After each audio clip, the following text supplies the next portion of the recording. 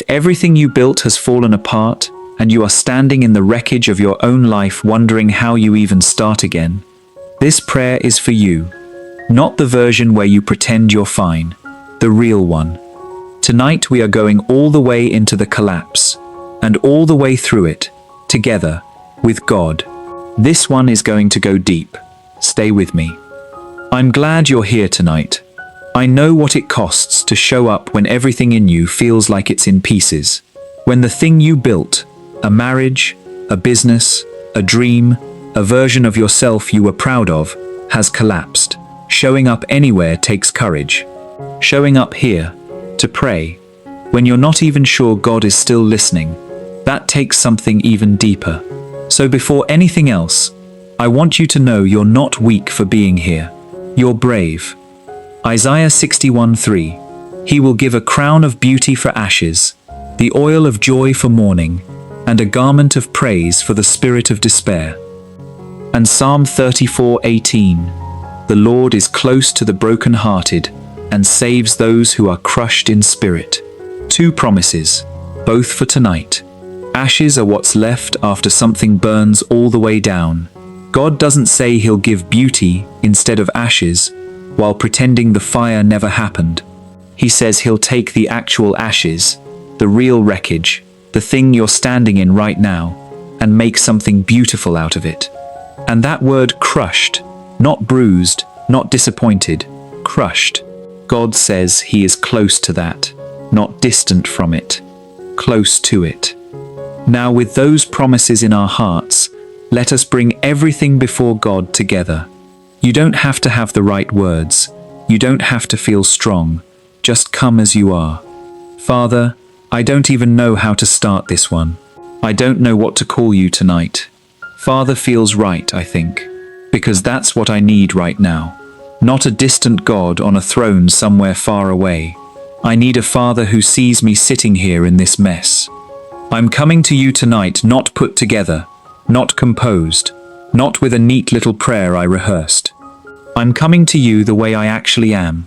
Tired, unsure, standing in the middle of something that used to be my life and now looks like rubble. I want to picture this the way it actually feels. A quiet room. Maybe it's late where you are. Maybe everyone else is asleep and you're the only one still awake with this weight. Maybe it's the middle of the day and you're just pretending to function while this collapse sits underneath everything you do. Wherever you are right now, I want you to imagine setting something down, just for these next few minutes. You don't have to hold the whole collapse while you pray. You can set it down at his feet and pick it back up later if you need to. But for right now, just for now, let it go.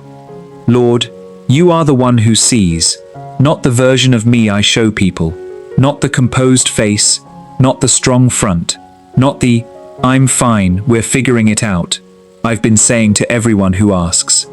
You see what's actually underneath that. You see the nights I've laid awake running numbers, running memories, running the tape back trying to figure out where it all went wrong. I'm not going to pretend with you tonight. I don't have the energy to pretend anymore anyway. I'm just going to breathe, right here, in your presence, and let this be a place where I don't have to perform strength I don't have. You are the shepherd who goes looking for the one who wandered off, the one who fell into the ravine, the one who is too hurt to even call out for help. That's me tonight. I'm not asking you to find me because I'm doing fine and just want company. I'm asking you to find me because I am genuinely lost in the wreckage of what my life used to look like, and I don't know which direction is forward anymore. So I'm here, just here, not performing, not fixing anything yet, just arriving, the way I actually am, into the one place I know I don't have to hide. I built something, God. Maybe it was a marriage I thought would last forever. Maybe it was a business I poured every ounce of myself into. Maybe it was a version of who I thought I'd become by now.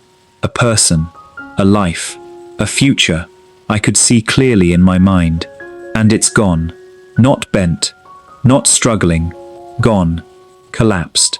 And I am standing here in the dust of it, not knowing what to do with my hands. I remember the exact moment I knew it was over. I remember where I was standing. I remember what I was wearing, what the room smelled like, the way my stomach dropped before my mind even caught up to what was happening. That moment plays over and over in my head like it's stuck on repeat, and I can't find the remote to turn it off. I remember the drive home after. The silence in the car, not peaceful silence, the kind of silence where you're too stunned to even turn on the radio because your brain can't process music and collapse at the same time. I remember walking into a house or an office or a life that used to make sense, and it just didn't anymore. Everything looked the same, and nothing was the same.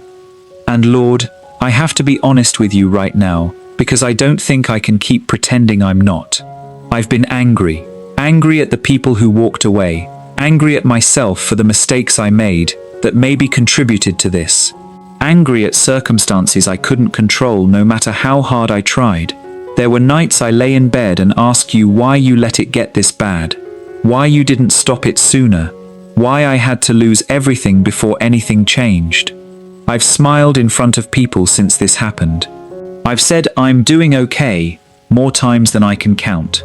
And then I've gone home, or gone to my car, or gone into a bathroom at work, and just fallen apart the second no one could see me. I've stopped telling people how I actually am, because I got tired of the look on their faces when I told the truth. So I started lying. Small lies. I'm managing. It's getting better, and some days that's true. But most days, it's just what I say, so I don't have to explain the whole weight of it again. There's shame in here too, God, and I need to say it out loud instead of burying it. Shame that I let this happen. Shame that I didn't see it coming sooner. Shame that people who knew me before are watching me now and probably wondering what happened to the person I used to be. Shame that I sometimes wonder that myself. I don't know how to build something again when I'm not even sure I trust my own hands to build it right. I don't know how to hope for a future when the last one I hoped for turned to ash in front of me. I feel like starting over means admitting how much was actually lost, and some days I'm not ready to admit that yet. But I said it, out loud, to you, and I think that's the first honest thing I've said in a long time. Lord, I don't know how to let this go. I've been holding it so tightly for so long, replaying it, analyzing it, trying to fix what's already broken beyond fixing, that I don't even know what my hands feel like when they're empty. But I want to try. Right now, I want to try. Place everything you are carrying into His hands right now. The collapse itself, the failed marriage, the closed business, the dream that didn't survive, the shame that's been sitting in your chest, the anger you haven't said out loud until tonight, the exhaustion of pretending you're fine. You do not have to hold it anymore. Let it go. I know surrender is not the same as giving up. I've been afraid of that. Afraid that if I let this go, it means I'm admitting defeat, admitting it's over, admitting I failed at something I wanted so badly to succeed at. But I don't think that's what surrender means to you. I think it means I stop trying to carry alone what was never meant to be carried alone in the first place. God, I'm giving you the anger too. The anger at the people involved, the anger at myself. Even if I'm honest, some anger at you for letting this happen the way it happened. I know you can hold that. I know you've held worse from people who loved you and still had to yell at you in the middle of their pain. So I'm not going to hide it from you anymore. Here it is. Take it. I'm giving you the shame. I'm tired of carrying it into every room, every conversation, every quiet moment, where my mind drifts back to what I lost. I don't want to build my rebuild on top of shame. I want to build it on something solid, and shame was never solid ground. So I'm setting it down at your feet. I'm giving you the fear of starting over, the fear that I'll fail again, the fear that I don't have anything left in me to build with, the fear that this collapse is the end of my story instead of just a chapter in it. This is hard, God. Letting go is one of the hardest things a person can do, and I'm not going to pretend it's easy just because I'm praying about it. But I trust that your hands are more capable of holding this than mine ever were. So here, take it, all of it. I'm done gripping so tightly that I have no room left to receive anything new. Now hear this, because it's true whether you feel it yet or not. You have not been forgotten. Not for one single day of this collapse has God looked away from you. Every night you cried in a bathroom where no one could see you, He saw you. Every drive home in silence, He was in the passenger seat. Every time you said, "I'm fine," and it was the biggest lie you told all day, He knew the truth underneath it, and He didn't love you any less for hiding it. God is already working, even in what looks like total ruin. This is not the end of your story. It feels like the end because it's the end of what you knew, but an ending is not the same as a conclusion. He has taken ashes before and made something beautiful out of them. That's not a metaphor He made up for greeting cards. That's who He actually is. He has walked people through fire, and they came out without even the smell of smoke on them. He has walked people through valleys so dark they thought they'd never see light again, and He brought them out on the other side standing. He has carried people through worse than this. People who lost everything, homes, families, entire futures, and rebuilt lives that were stronger and more rooted than what they had before. Not because the collapse didn't matter. It mattered. It hurt. But because God specializes in exactly this, taking what's broken beyond repair by human hands and doing what only He can do with it. The silence you felt during the collapse, the nights you prayed, and it felt like your words hit the ceiling and came right back down. That silence was never absence. He was there in every single moment you felt utterly alone. Sometimes His closeness doesn't feel like comfort. Sometimes it just feels like survival. But you survived. You are still here. That is not an accident. Let that truth settle into the places that have been carrying lies. The lie that you're too far gone to rebuild. The lie that this collapse defines you. The lie that you have nothing left to build with. You have something left. You have breath in your lungs and a God who is already laying foundation stones you can't see yet. Courage does not mean you feel strong. Courage means you take the next step while your hands are still shaking. And strength, real strength, the kind that rebuilds, it doesn't come from what's left of your own resources. It comes from Him. He is not asking you to rebuild out of what you have left. He is asking you to let Him rebuild through you, with resources you don't even have to see yet, to trust are coming. Father, thank you. Thank you for letting me say all of that out loud, instead of carrying it silently one more night. I feel something different right now. Not because the collapse is undone. It isn't. Not because I suddenly know exactly how to rebuild. I don't. But because I don't feel like I'm standing in the wreckage alone anymore. I receive your peace tonight. Not the peace that pretends nothing happened, but the peace that comes from knowing you are already present in what happens next. I don't have to have the blueprint figured out tonight. I just have to trust that you are the one holding it. Speak rest over me tonight, God. Real rest. The kind that reaches the parts of me that have been clenched and tense for weeks, maybe months. Let my body finally believe what my spirit is starting to believe, that I don't have to hold this together by sheer force anymore. Speak peace over the night ahead. Whatever this night looks like, whether I sleep easily or whether it's still hard, let your presence be the last thing I'm aware of before I close my eyes. Not the collapse, not the ache. You.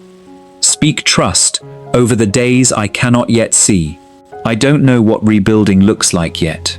I don't know what shape my life takes from here, but I trust that you are not done. I trust that ashes are not your final material. Beauty is. I trust that the crushed places in me are exactly where you said you'd be close.